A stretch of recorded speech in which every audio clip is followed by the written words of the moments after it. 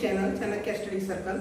आज पुनः मैं आप लोग के सामने उपस्थित हूँ एक नया और सुंदर सा टॉपिक लेकर के। जो टॉपिक कल का अंश है और शेष बचा हुआ था वही टॉपिक है।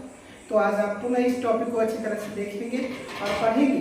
आज का टॉपिक है क्या, इंक्लाइंड सरफेस पर आनत तल पर वस्तु जब तिरछे तल पर वस्तु नीचे की ओर गति कर रही थी तो कल हम बताए थे आज ऊपर की ओर गति करेगी, यानी किसी न किसी बल से खींचेंगे तब ऐसी स्थिति में उसमें कौन सा एक्सेलरेशन कार्य करेगा, एक्सेलरेशन का वैल्यू क्या होगा और खींचने के लिए आवश्यक बल कितने की जरूरत होगी वो। तो देखिए चलिए आते हैं पिक्चर पर और सबसे पहले ग्राफ के जरिए जानते हैं। तो ग्राफ के जरिए जानने के बाद ये हम आगे आप लोग को स्पष्ट समझा पाएंगे। तो देखिए ये नत समतल है, इंक्लाइंड सरफेस है और ये हॉरिजॉन्टल यानी क्षैतिज तल है। दोनों के बीच का एंगल ऑफ इंक्लाइनेशन करिए वो थीटा है, जो एक अभी स्पेशल केस में एंगल ऑफ रिपोज को रिप्रेजेंट करता है। एंगल ऑफ रिपोज को क्यों रिप्रेजेंट करता है वो जान लीजिए, क्योंकि अब ये गिराव की स्थिति में वस्तु बनी हुई है एज बैलेंसिंग कंडीशन में। तो ये वस्तु एम द्रव्यमान का है, वस्तु एम द्रव्यमान का है। देख लीजिए इस वस्तु पर नॉर्मल ऊपर की ओर लगता है और नॉर्मल को बैलेंस करने के लिए इसके बाहर के एक कंपोनेंट बेस कंपोनेंट जो होंगे mg cos थीटा वो एप्लीकेबल होते हैं। तो देखिए भाई फिगर r को कौन मेंटेन किया, mg cos थीटा। कल भी आपने देखा था, आज भी आपने देखा, r को मेंटेन कर दिया mg cos थीटा। फिर देखिए इसका ये अगला कंडीशन जो है, जब पुलिंग फोर्स ऊपर की ओर लगता है तो इसका फ्रिक्शनल फोर्स नीचे की ओर लगता है। इसके अतिरिक्त भार के जो होते हैं perpendicular component mg sin theta वो भी नीचे की ओर ही लगेगा। अब बताइए इस वस्तु पर m द्रव्यमान की इस वस्तु पर नीचे की ओर कितने एक्टिव फोर्स हो गए, नीचे की ओर एक्टिव फोर्स, नीचे की ओर एक्टिव फोर्स दो हुए, एक हुआ mg sin थीटा और दूसरा हुआ F फ्रिक्शनल फोर्स। तो टोटल एक्टिव फोर्स कहेंगे तो कितना निकलेगा, टोटल एक्टिव फोर्स कितना निकलेगा ये बताइए, F plus mg sin theta. ये होंगे नीचे की ओर एक्टिव फोर्स। क्लियर है? अब दिख रहा है जो नीचे की ओर active force F plus mg sin theta है और पुलिंग फोर्स जिससे हम लोग खींचते हैं वो फोर्स P ठीक ऊपर की ओर है। और उसको बैलेंस करने के कंडीशन में जब हम आएंगे तो ऐसी स्थिति में कहेंगे जो किस बल से हम ऊपर की ओर खींच रहे हैं तो वो खींचने वाला फोर्स क्या होगा वो देख लीजिए। रिजल्टेंट फोर्स अगर हो तो मैं मानता हूं यहाँ पर जो उसका बल होगा P minus F plus mg sin theta. इतना बल से वो गति करेगा ऊपर की ओर, गति के लिए आवश्यक बल ये होगा ऊपर की ओर। तो चलते हैं हम लोग लैंग्वेज के जरिए चलते हैं, देखेंगे।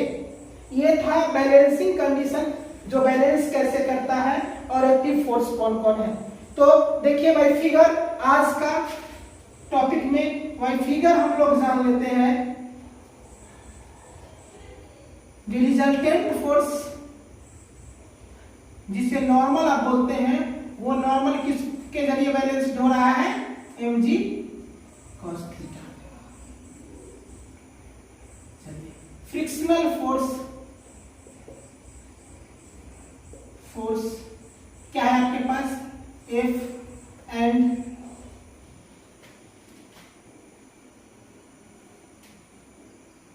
नीचे की ओर कार्य करने वाला फोर्स के लिए हम लोग F बराबर ये जानते हैं म्यू आर, F बराबर म्यू आर जानते हैं, फार्मूला से ही आ चुका है। इसीलिए हम लिख सकते हैं F equal to mu mg cos theta. जब पिंड को P से ऊपर की ओर खींचा जाता है, तब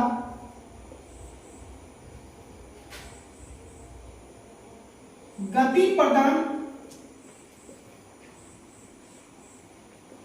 करने के लिए आवश्यक बल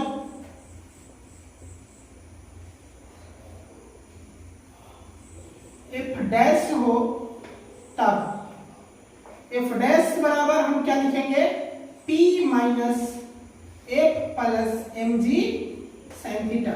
ऐसा क्यों लिख रहे हैं ये देख लीजिए, P से मैं खींच रहा हूं और F plus mg sin theta ठीक नीचे की ओर लग रहा है।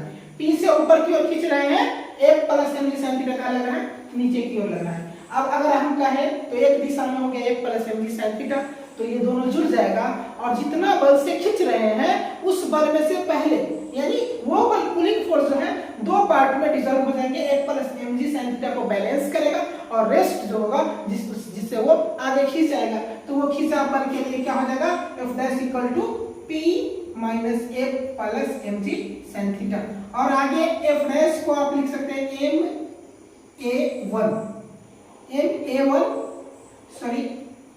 ma1 और P तो रह जाएगा, तो देखिए माइनस F का value mu mg cos theta plus आपके पास है mg sin थीटा। देखिए क्लियर दिख रहा होगा आप लोगों को, ये ma1 equal to P minus mu mg cos theta plus mg sin theta. अगर पूछ ले जो A क्या है तो ये A1 वस्तु को ऊपर की गति में कार्यकारी त्वरण है, जिससे वस्तु ऊपर की ओर गति करता है।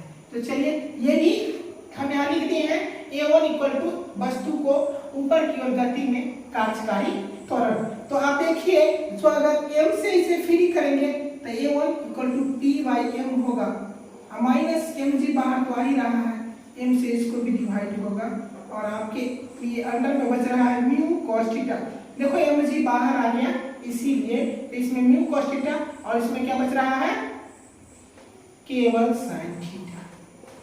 चलिए m से m मर गया, कंप्लीट है, तो आपके पास हो गया A1 equal to P by m minus g into mu cos theta plus sin theta. ये आपका कंडीशन निकला एक्सेलरेशन का, जो किस त्वरण से वस्तु ठीक ऊपर की ओर कार्य करेगा वो आपने देखा अभी जस्ट, जो A1 का वैल्यू क्या आ गया, P upon m minus g into mu cos theta plus sin theta. इस प्रकार आपने अभी ये देखा। अब आगे के पॉइंट के लिए पुनः हम बता देते हैं, यहीं पर आप देख लीजिए, जो अगर यदि पिंड एक समान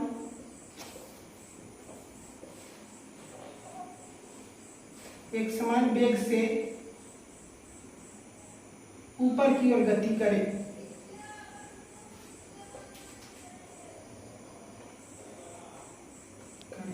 तब आप क्या लिखोगे, A1 should be 0, that is आप बोलोगे 0 equal to P upon m minus g into mu cos theta plus sin theta. इस प्रकार आपके पास आएगा, ये देख लीजिए, अगर m की चर्चा करते हैं तो P बटे m इधर चलाएगा माइनस लेकर के, यानी P बटे m इक्वल टू कितना हो जाएगा, g mu cos theta plus sin theta. इस प्रकार P जो होगा क्रियाशील बल वो mg mu cos theta plus sin theta के बराबर होगा।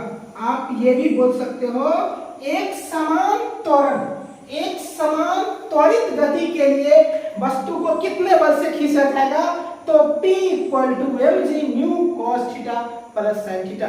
इस प्रकार आपने भी जान लिया, जब कोई वस्तु अनंत तल पर ऊपर की ओर गति करता है तो गति करने की कंडीशन में किस त्वरण से वो गति करेगा वो आपने यहाँ देखा। उसके बाद एक समान गति अगर उस वस्तु का होगा तो कितना बल लगाने पर वस्तु ऊपर की ओर एक समान गति को दिखाएगा वो भी आप जाने। इससे आप ढेर सारे न्यूमेरिकल, चाहे जेई को हो, चाहे आप कहिए जो 12th के हो, 11th के हो, कोई भी कॉम्पिटिटिव एग्जाम का हो, इजीली वे में आप सॉल्व कर सकते हैं। इन फार्मूला को आप लोग बेहतर तरीके से ध्यान देंगे। और हम एक और बात करना चाहेंगे, खासतौर पर आप लोग से आग्रह करेंगे जो मेरे चैनल पर नए हैं वो कम से कम मेरे चैनल को सब्सक्राइब कर लेंगे और बेल आइकन को दबा देंगे, ताकि सारे नोटिफिकेशन आप लोग को मिलता रहे और समय समय पर हम आप लोग के लिए अच्छे अच्छे क्वेश्चन का जवाब लेके आएंगे। तब तक के लिए धन्यवाद। जय हिंद।